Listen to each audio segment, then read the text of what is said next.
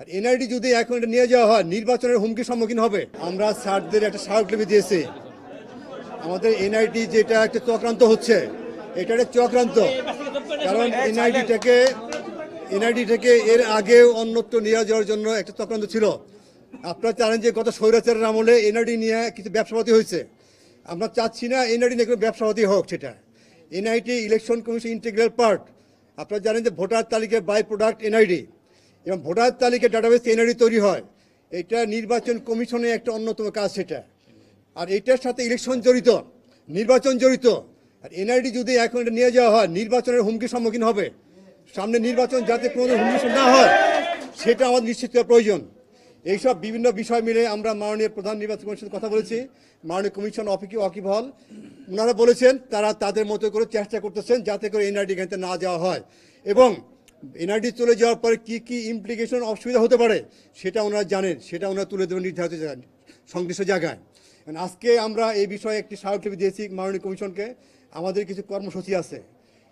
আপনারা জানেন যে এনআইডি আসলে ইলেকশন কমিশনের অফিসারদের কোনোতে রক্তের উপরে তৈরি। এটা আমরা 2007-08-এ যে পরিশ্রম করেছি, রাত নাই দিন নাই বর্ষা নাই বৃষ্টি নাই, তার মধ্য দিয়ে আমরা এনআইডি তৈরি করেছি।